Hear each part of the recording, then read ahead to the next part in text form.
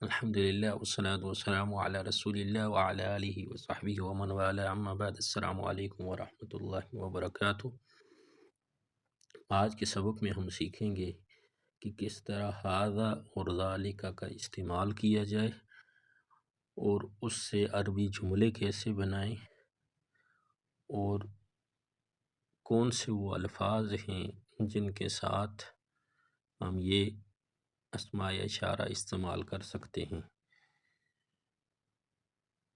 اسماء اشارہ وہ اسماء ہیں جن سے کسی شخص، جگہ یا چیز کی طرف اشارہ کیا جائے۔ سب سے پہلے آج کے سبق میں آنے والے نئے الفاظ کو پڑھتے ہیں اور یاد کرتے ہیں۔ بیتن، بیتن گھر۔ آگے مسجدن، مسجدن مسجد۔ بابن، بابن دروازہ۔ کتابن کتاب۔ قلم قلم۔ مفتاح، مفتاح چابی۔ رجل مرد آدمی۔ تاجر تاجر۔ کلب کتا۔ قط قط بلی۔ حمار، حمار گدھا۔ حصان، حصان گھوڑا۔ جمل، جمل اونٹ۔ دیکن، دیکن مرغے کو بولا جاتا ہے دیک، جب وقف کریں گے دیک، اور اگر اسی طرح روانی کے ساتھ پڑھیں گے تو دیکن۔ مدرس، مدرس مدرس۔ مندیل رومال، ٹیشو کو بھی مندیل کہا جاتا ہے اور رومال کو بھی۔ سکر، سکر چینی۔ امام، امام مسجد میں جو امام ہوتے ہیں ان کو امام کہا جاتا ہے اگر اکیلا ہو تو۔ لبن، لبن دودھ۔ حجر، حجر پتھر کو کہتے ہیں حجر، حجر۔ مکتب، مکتب میز۔ سریر، سریر چارپائی یا بیڈ کے لیے بھی یہی استعمال ہوتا ہے۔ کرسی، کرسی کرسی۔ نجم، نجم ستارہ۔ قمیص، قمیص قمیض یا جو شرٹ وغیرہ ہوتی ہے سب کے لیے یہی استعمال ہوتا ہے۔ طبیب، طبیب ڈاکٹر۔ ولد، ولد لڑکا۔ طالب، طالب علم۔ اب چلتے ہیں ھذا کا استعمال کر کے جملے بناتے ہیں۔ ھذا کتاب، یہ کتاب ہے۔ ھذا کتاب، جب قریب کوئی چیز ہو اس کی طرف اشارہ کیا جائے، مذکر ہو مفرد اکیلی ہو تو اس کے لیے ھذا کا استعمال کریں گے۔ ھذا کتاب، یہ کتاب ہے۔ ھذا حجر، یہ پتھر ہے۔ ھذا طبیب، یہ ڈاکٹر ہے۔ ھذا مندیل، یہ رومال ہے۔ ھذا مفتاح، یہ چابی ہے۔ ھذا حمار، یہ گدھا ہے۔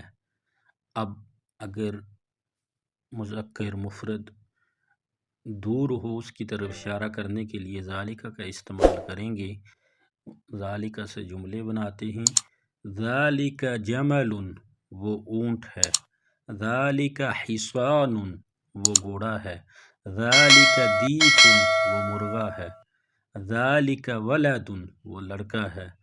ذالک امام، وہ امام ہے۔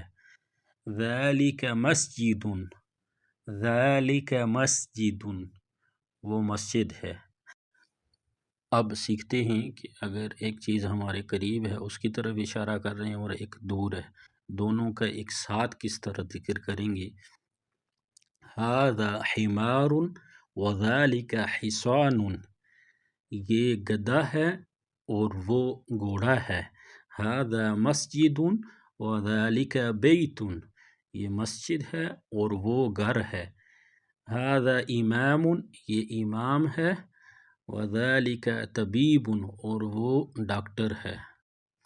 اب ھذا سے اگر سوال بنانا ہو تو کیسے بنائیں گے؟ اگر جس کے لیے ھذا استعمال ہو رہا ہے وہ انسان ہو تو اس کے لیے ھذا سے پہلے من لے آتے ہیں. اگر انسان نہ ہو تو اس کے لیے ما کا استعمال کرتے ہیں. مثال کے طور پر یہاں آپ کے سامنے نظر آ رہا ہے ما ھذا یہ کیا ہے. ھذا لبن یہ دودھ ہے. ما ھذا یہ کیا ہے. ھذا مسجد یہ مسجد ہے. اب سامنے والا جس کے بارے میں پوچھا جا رہا ہے وہ انسان ہے تو اس کے لیے ھذا کے شروع میں من لائیں گے. اس کی مثالیں دیکھیں. من ھذا یہ کون ہے. ھذا طبیب یہ ڈاکٹر ہے. من ھذا یہ کون ہے. ھذا امام یہ امام ہے. اسی طرح ذالک سے بھی سوال بنائیں گے. اگر جس کی طرف اشارہ کر رہے ہیں وہ انسان ہے تو اس کے لیے ذالک سے پہلے من لے آئیں گے. اگر وہ انسان نہیں تو ذالک سے پہلے ما لے آئیں گے. ما ذالک وہ کیا ہے. ذالک بیت وہ گھر ہے. من ذالک وہ کون ہے. من ذالک اب یہ آدمی تھا اس کے بارے میں سوال ہوا تو ذالک سے پہلے من استعمال ہوا. ذالک رجل ذالک رجل وہ آدمی ہے یا وہ مرد ہے. اب سیکھیں گے کہ کس طرح مفرد مذکر قریب اور مفرد مذکر بعید کے بارے میں ایک ساتھ سوال کر سکیں. ما ھذا وما ذالک یہ کیا ہے اور وہ کیا ہے. ھذا بیت وذالک مسجد یہ گھر ہے اور وہ مسجد ہے. من ھذا ومن ذالک اب پہلے غیر عاقل انسان نہیں تھا تو اس کے لیے ما ھذا استعمال ہوا. تو اب چونکہ سامنے والا انسان ہے جس کے بارے میں پوچھ رہے ہیں تو من ھذا ومن ذالک یہ کون ہے اور وہ کون ہے. ھذا امام وذالک طبیب یہ امام ہے اور وہ طبیب ہے ڈاکٹر ہے. آج کا سبق یہیں ختم کرتے ہیں. ملتے ہیں اگلی ویڈیو میں ایک نئے سبق کے ساتھ. تب تک کے لیے اللہ حافظ. السلام علیکم ورحمۃ اللہ وبرکاتہ.